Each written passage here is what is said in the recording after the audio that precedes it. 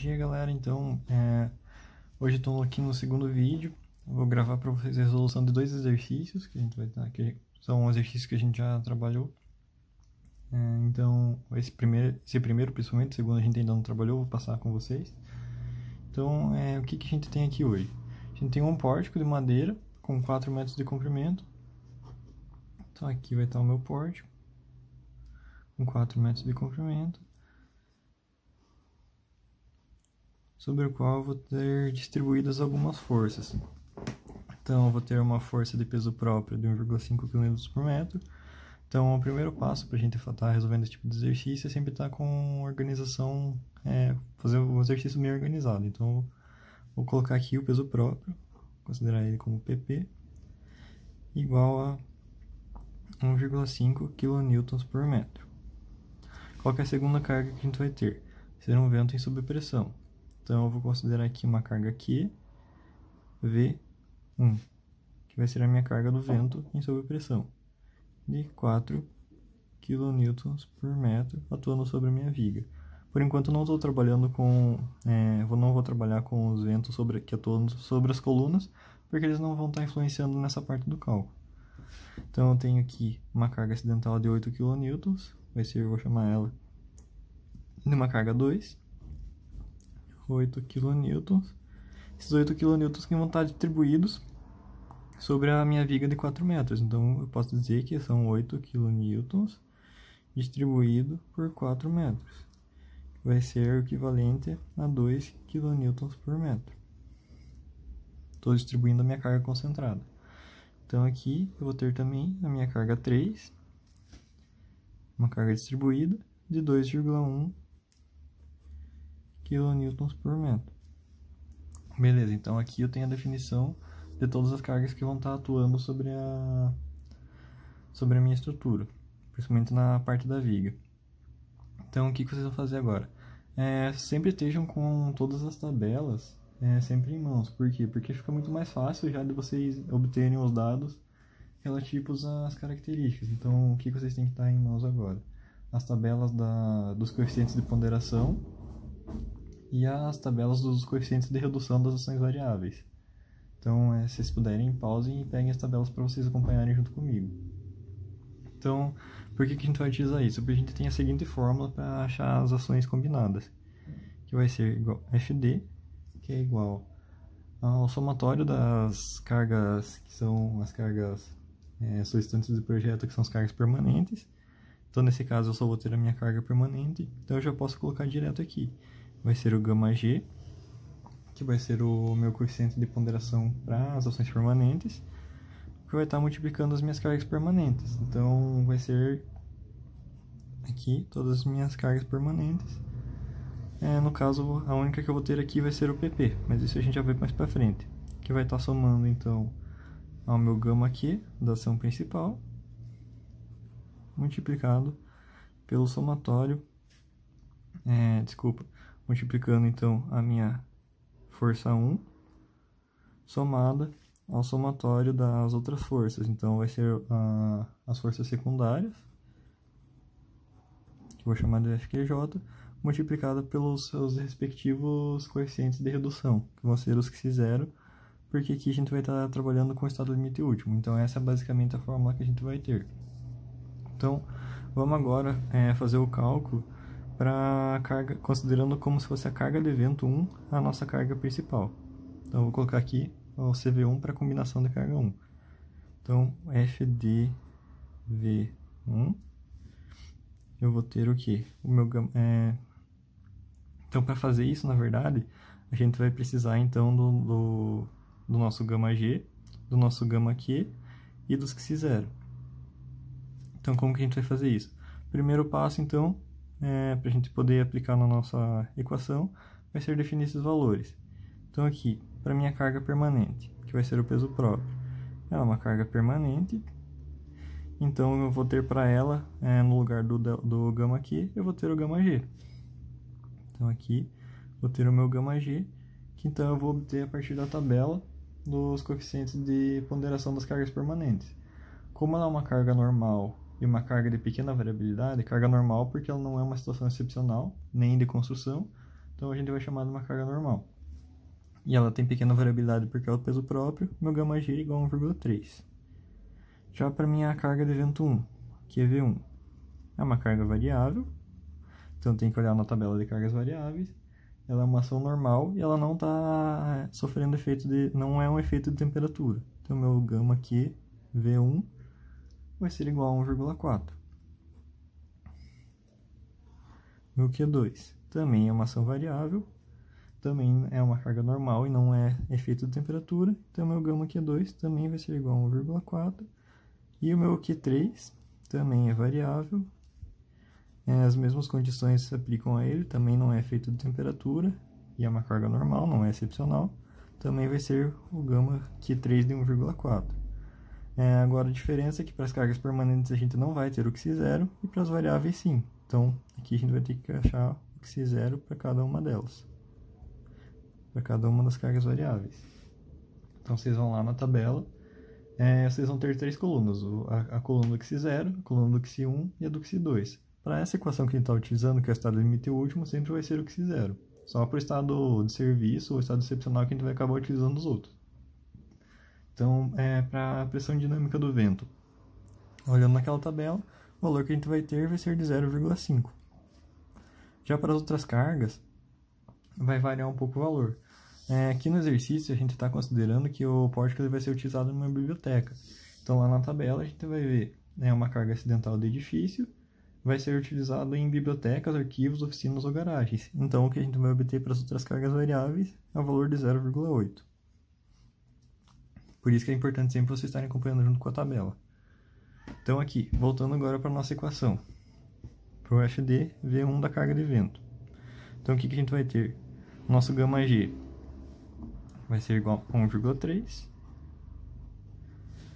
A nossa força, a nossa carga de peso próprio vai ser igual a 1,5. E com isso a gente vai estar somando então. Desculpa, passou um caminhão aqui, não sei se pegou. A gente vai estar somando então nosso gama aqui V1, porque a gente está considerando agora o vento como a carga principal. Que V1 vai ser 1,4. E vai estar multiplicando o quê? Nossa carga de vento, que é igual a 4 km por metro, vezes 0,75, porque é a consideração da norma que a gente não pode estar esquecendo. Sempre que o vento, formação de vento, a ação principal, a gente tem que estar considerando ele. Somado a isso, então, a nossa carga variável 2, que vai ser de 2 km por metro, multiplicando pelo seu Xi0, de 0,8. 2 vezes 0,8, somado ainda a carga 3, 2,1, também multiplicando por 0,8. Beleza, essa vai ser a nossa primeira equação, que se vocês forem resolver, eu já resolvi aqui, a gente vai encontrar então o valor de 10,742 kN por metro. Essa vai ser a primeira combinação de cargas que a gente vai ter. A segunda combinação, vou chamar aqui de C2. Agora a gente então vai considerar a nossa carga 2 como uma carga principal. Então, FD2 vai ser igual ao quê? Vai ser igual ao γg, 1,3, para a nossa mesma carga permanente, peso próprio, multiplicando pelo peso próprio, que vai estar somado ao quê? Ao gama Q2, porque agora esse aqui é o principal, 1,4, que vai estar multiplicando, então, nossa carga 2, de 2 kN por metro, somado ao quê? A gente vai somar, então, a nossa carga de vento 1, que vai ser igual a 4, multiplicado pelo seu coeficiente de 0,5. Somado ainda com a nossa carga 3, de 2,1, multiplicado também pelo seu coeficiente de 0,8. Resolvendo, então, o valor numérico dessa equação, vai ser igual a 9,902 kN por metro. Então, aqui a gente tem o nosso segundo resultado. Agora, a gente vai ter a nossa combinação 3. Então, FD3 vai ser igual também, novamente, ao γg multiplicado pela carga permanente. Então, nosso γg multiplicando pelo nosso peso próprio,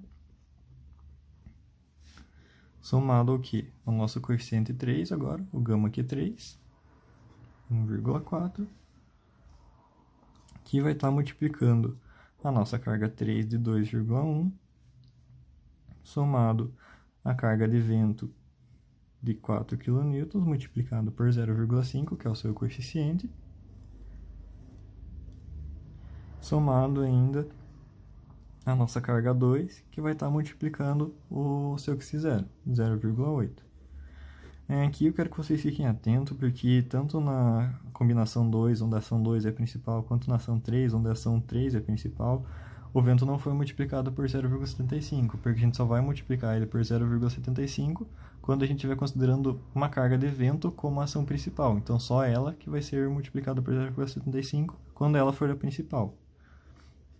Então, aqui o meu F de 3, também eu vou encontrar o resultado de 9,93 kN por metro. Então, eu encontrei esses três valores. Vai ser o 742, desculpa, 9,902 e 9,93. Então, para fins de cálculo, eu vou sempre adotar o maior valor, que nesse caso, então, o meu FD vai ser igual a 10,742 kN por metro. Então, se eu estivesse já continuando o meu cálculo por dimensionamento, esse aqui seria o valor que eu ia estar utilizando. Para a parte dos pilares, vai ser basicamente a mesma coisa. Então, eu vou agora separar aqui. Mostrar para vocês. Então, para os meus pilares, o que eu tenho? Eu vou ter uma carga distribuída de 3,5 kN por metro a barlavento. Então, eu vou colocar aqui VB. E eu vou calcular o meu FVB, que vai ser a combinação de cargas. Nesse caso, como eu só tenho uma carga, vai ser só um cálculo. Então, vai ser igual a 0,75, que vai estar multiplicando 1,4, porque é o meu coeficiente de ponderação do vento aqui, que vai estar multiplicando, então, a carga de vento de 3,5. É um cálculo bem mais simples aqui, basicamente a multiplicação da carga de vento pelo coeficiente principal, pelo 0,75, que é a consideração de norma. Então, eu vou ter o valor de 3,675 kN por metro. Assim como para o solta-vento, eu vou ter, então, a minha combinação de solta-vento, que também, como eu tenho uma carga de 2,8, eu vou multiplicar basicamente 0,75 por 1,4 também, porque é a mesma consideração para vento que a gente utilizou aqui. Então, multiplicando por 2,8, vou encontrar o valor de 2,94 kN por metro. Então, isso quer dizer o quê? Para a minha viga, essa vai ser a combinação de cargas que vai estar atuando sobre ela. E para o meu pilar do lado esquerdo, vai ser essa combinação. E pelo pilar do lado direito, vai ser essa combinação de cargas. Então, basicamente, é assim que a gente vai resolver esse tipo de exercício. Agora, então, a gente vai partir para um exercício já que, avançando um pouquinho no assunto, já vai ser um exercício de dimensionamento propriamente dito. Então, vai ser um exercício assim, mais ou menos. Sempre mais ou menos nesse aspecto, principalmente quando a gente estiver tratando da tração nos elementos de madeira. Então, aqui vai ser um dimensionamento do elemento de madeira para a tração. Então, o que a gente vai ter aqui? A gente está vendo que é uma madeira de pinus taeda, de primeira categoria.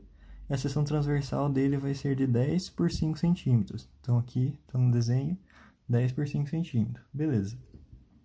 Então, ele vai estar submetido às seguintes cargas. Uma carga de tração permanente com pequena variabilidade. É sempre bom vocês anotarem as coisas que o enunciado vai dar para vocês. Então, 40 kN, pequena variabilidade. A gente vai ter, então, ações acidentais verticais também de tração, que vão ser a primeira de 2 kN e a segunda de 3 kN. Então, essas vão ser as ações variáveis que vão estar atuando sobre ele. Está dizendo também que o tirante é o quê? Essa parte aqui, essa parte da madeira aqui. O nosso tirante é a parte principal. ele vai estar ligado por duas tábuas laterais de madeira com parafusos de 30 milímetros. Então esses parafusos aqui têm 30 milímetros cada um. Considerando uma situação duradoura de projeto e ambiente de classe de umidade 3. Por que foi informado que é uma situação duradoura do projeto? Porque ele está pedindo para a gente calcular no estado limite último, que é geralmente a maneira que a gente vai calcular todas as nossas situações. Então vamos lá. Qual que é o primeiro passo que a gente tem que estar adotando agora para esse tipo de situação? Qual que é a primeira etapa que a gente vai estar trabalhando? Então, o primeiro passo é a gente encontrar qual vai ser a resistência característica da nossa madeira.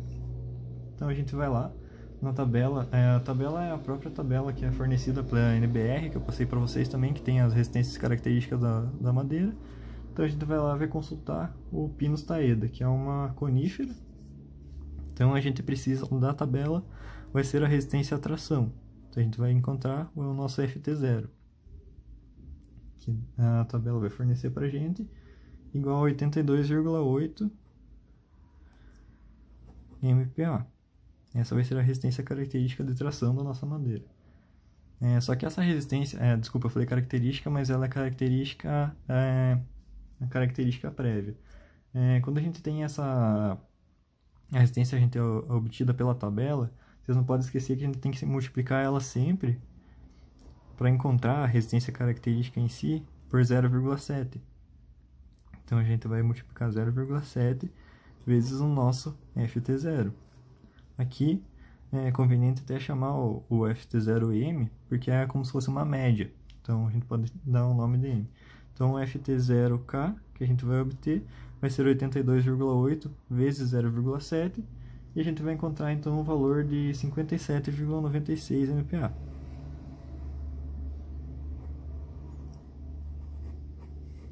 Essa é a primeira etapa que a gente vai estar trabalhando. Primeiro passo que a gente vai ter que fazer. Qual que é o segundo passo, então, que a gente vai ter que estar fazendo nesse tipo de exercício? A gente vai ter que encontrar os CAMOD da madeira. Então, qual que é o primeiro passo? Encontrar o CAMOD. Então, aqui vai ser a segunda etapa. Então, para encontrar o CAMOD, a gente vai primeiro encontrar o CAMOD 1. Por que a gente vai encontrar o CAMOD 1? O CAMOD nada mais é do que o CAMOD 1 multiplicado pelo CAMOD 2 multiplicado pelo CAMOD 3. Então, vamos lá, o CAMOD 1. Como que a gente vai encontrar, então, como que a gente vai encontrar isso para a nossa madeira? Então, o CAMOD 1, ele vai estar relacionado principalmente com o tipo de carregamento que vai estar submetido. Aqui, o próprio exercício falou para a gente que é uma situação duradoura. Então, a gente vai lá na tabela de CAMOD 1, vai encontrar como para o nosso cálculo a gente vai considerar sempre uma situação duradoura de longa duração. A carga permanente ela não é muito utilizada para o estado limite último, a gente vai sempre utilizar a longa duração. Então a gente vai adotar o CAMOD para a nossa madeira igual a 0,7. Se vocês quiserem, tá, dentro do coeficiente de segurança e tudo mais, vocês podem adotar uma carga permanente, mas a norma permite que a gente utilize uma carga de longa duração, porque o CAMOD para uma carga permanente é 0,6, então diminuiria ainda mais a nossa resistência. A norma permite que a gente utilize uma longa duração, que vai estar o CAMOD de 0,7 para uma madeira serrada, laminada, colada ou compensada. Nesse caso aqui vai ser uma madeira serrada. Se o exercício não falou nada para vocês, é uma madeira serrada. Então a gente vai encontrar agora o CAMOD 2. Com o que está relacionado o CAMOD 2? Então o CAMOD 2 vai estar relacionado principalmente à classe de umidade da nossa madeira. Aqui a gente tem uma classe de umidade 3, então o CAMOD que a gente vai encontrar para esse tipo de madeira vai ser 0,8. E agora a gente só precisa do CAMOD 3. O CAMOD 3 ele vai estar relacionado com a categoria, com a classe de fiscalização da nossa madeira. Então aqui é uma madeira de primeira categoria, é um Pinus taeda de primeira categoria, então a gente vai adotar esse valor. Na verdade, como é uma conífera, tanto faz se ele for de primeira ou segunda categoria.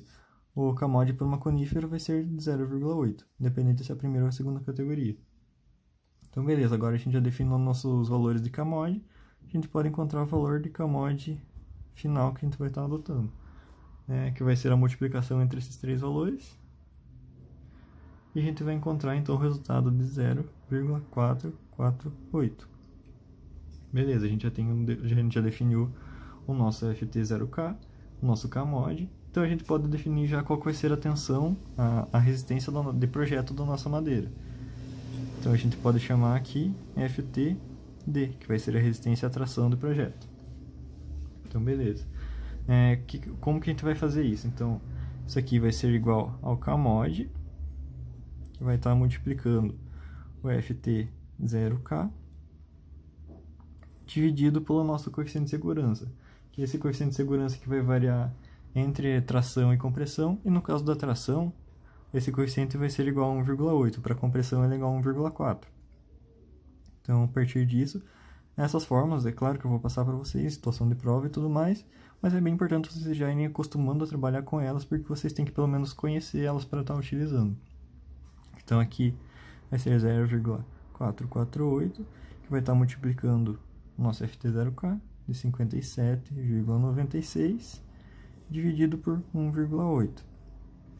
Então aqui nosso FTD vai ser igual a 14,4256 MPa. Então essa vai ser a resistência da nossa madeira que a gente vai estar utilizando para fins de cálculo. Então, beleza.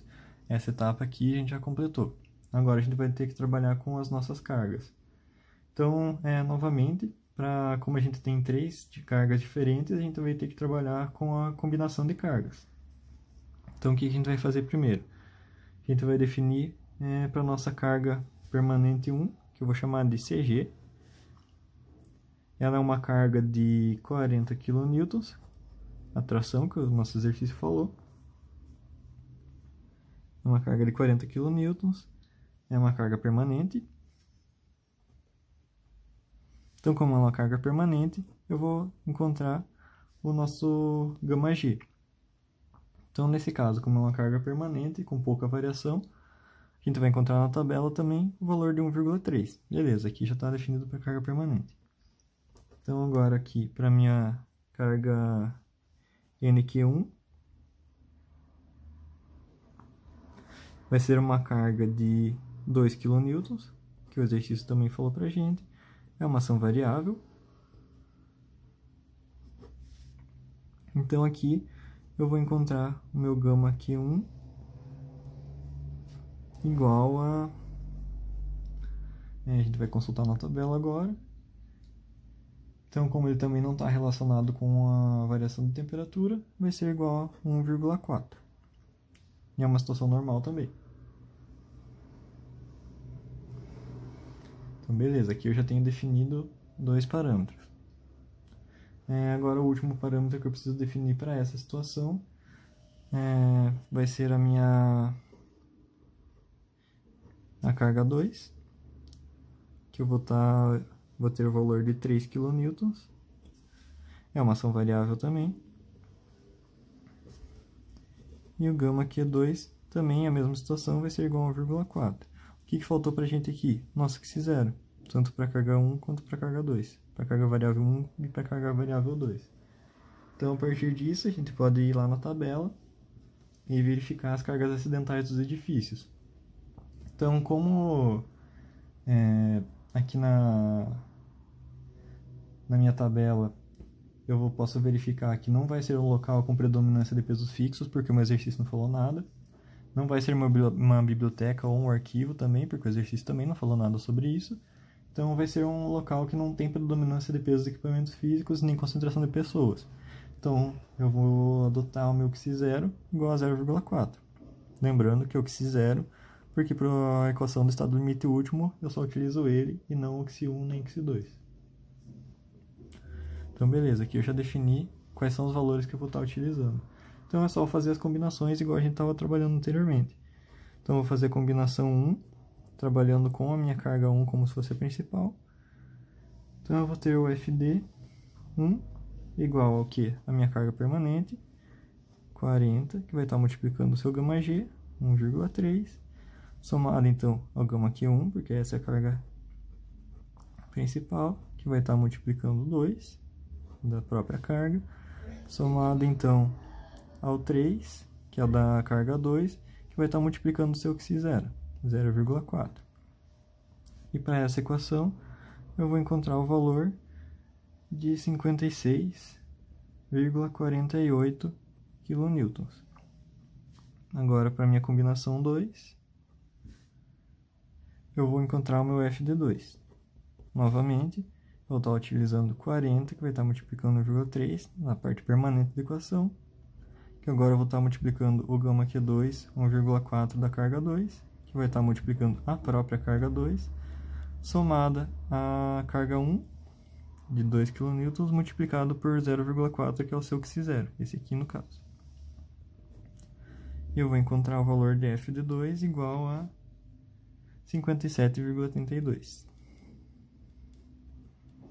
kN. A gente pode verificar que nesse caso, então, o FD2 é maior, então é ele que vai ser considerado para o nosso cálculo. Então, beleza. Aqui, basicamente, a gente terminou a parte antiga, que a gente já poderia estar trabalhando das nossas relações. Então, é basicamente uma segunda revisãozinha aqui para vocês. Então, aqui a gente vai entrar agora na parte nova do dimensionamento da nossa peça de madeira. Então, o que a gente tem que estar verificando aqui?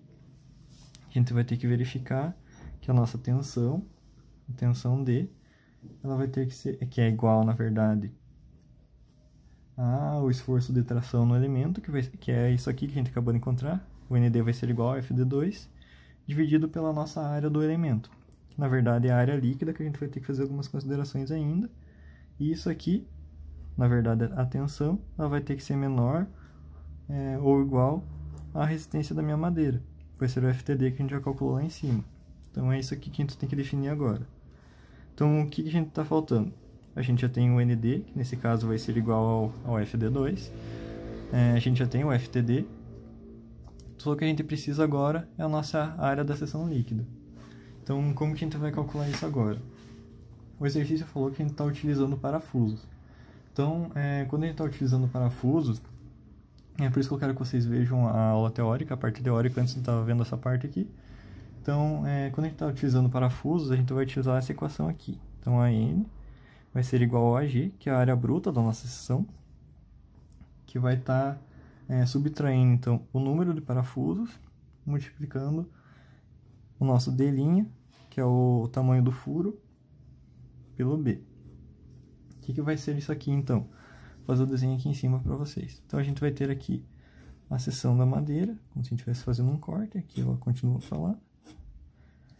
Então, a gente tem aqui que a espessura da madeira é de 5, aqui é 10. Então, beleza, essa vai ser a nossa seção da madeira. E eu tenho furos que vão estar distribuídos nessa madeira. Então, vai ter uma tabuinha pregada aqui e tal, e do outro lado também. E eu vou ter furos com parafusos segurando essa madeira disposta dessa forma. Então, beleza. O que eu tenho que verificar agora, então? Qual vai ser o diâmetro desse furo? Então, vai ser o meu D'. D' vai ser igual ao quê? Ao diâmetro do furo, é o diâmetro do parafuso, que o exercício comentou pra gente, que é de 30 milímetros, aqui, um parafuso de 30 milímetros. Então, o meu D' vai ser a própria consideração para parafuso, que a gente sempre vai utilizar, vai ser o 30 milímetros, mais a... Estava esperando passar uma moto aqui, sabe? Mais a nossa variação de furo, que é 0,5 milímetros. É um valor padrão, o 0,5 sempre é somado ao diâmetro do parafuso. Então, a gente tem que o nosso D' vai ser igual a 30,5 milímetros. Beleza, essa parte já está ok. Então, aqui o D' já está definido, e também a gente pode falar que ele é igual a 3,05 centímetros. Isso é outra coisa que você sempre tem que cuidar, porque você tem que estar utilizando os valores sempre na mesma escala. Então, aqui é conveniente utilizar em centímetros, porque a própria espessura já está em centímetros. Então, aqui a gente já tem também o B, O B vai ser a própria espessura da nossa peça aqui, no caso é 5 centímetros. Então, só falta basicamente a gente calcular o AG e o nosso N. O AG é muito fácil, porque é basicamente a área, então é só multiplicar a espessura pela largura, 5 vezes 10, que vai ser 50 centímetros quadrados. Então é isso que eu quero que vocês atentem. Aqui a gente calculou em milímetros, mas tudo o resto está em centímetros ou centímetros quadrados. Então é muito melhor você já colocar em centímetros aqui e utilizar da mesma forma. Então, ok. Aqui já está pronto. Então a única coisa que falta é a gente determinar o nosso N. Como eu mostrei na parte teórica para vocês, para calcular o N a gente tem algumas considerações que tem que ser feitas. Nesse caso é um pouco mais simples, então vai ser bem fácil. Como que a gente vai determinar o N? Vai ser sempre a quantidade de parafusos que a gente tem em uma seção de corte. Então, por exemplo, nessa direção aqui, quantos furos eu vou ter na minha madeira nessa seção. Para cá não importa tanto, eu posso ter uma fileira de muitos pregos, para essa direção não vai importar. O importante é quantos parafusos eu tenho em cada seção de corte nesse sentido aqui. Porque é isso que vai estar fazendo o vazamento da minha seção, vou estar diminuindo a área de madeira que vai estar resistindo. Então isso que é o principal. Então quantos parafusos que eu vou ter aqui? Nesse caso meu N vai ser igual a 2. Então beleza. Quando que vai ser diferente? Quando eu tiver, por exemplo, parafusos que estão dispostos de maneira inclinada. Então, se eles estivessem inclinados, por exemplo, eu estou olhando a parte de cima aqui. E eu tenho 2 parafusos aqui, um aqui e um aqui. Tenho 5 parafusos. Eu vou ter que estar verificando se a distância entre essa linha de parafusos e esse parafuso aqui, ela vai ser superior a 4 vezes o diâmetro do meu parafuso. Se ela for superior a 4 vezes o diâmetro do parafuso, beleza, eu considero só esses 2 parafusos aqui para essa linha. Se ela for inferior a 4 vezes o diâmetro do parafuso, eu vou ter que considerar que existe uma linha com 3 parafusos, porque esses 2 parafusos vão estar sofrendo a influência desse aqui também. Então, eu vou ter que considerar uma linha com 3 parafusos nessa seção, vou ter que diminuir a área de 3 parafusos no lugar de 2. Então, nesse caso aqui não tem problema, só estou mostrando aqui para vocês como que vai funcionar se tivesse, por exemplo, linhas diferentes de parafuso com distâncias diferentes. Então, aqui, voltando para a nossa equação, a gente vai ter a nossa área líquida, que vai ser igual a 50, a área bruta, menos 2 vezes o D', que é 3,05, multiplicado pelo nosso B, que é igual a 5. E isso aqui vai dar um AN igual a 19,5. Então, beleza. Aqui a gente já tem definido quais que são os nossos parâmetros. Então, o que a gente precisa fazer agora? A gente precisa calcular efetivamente a nossa tensão para comparar. Então, como que vai funcionar isso aqui? Para a gente calcular a tensão, a gente vai diminuir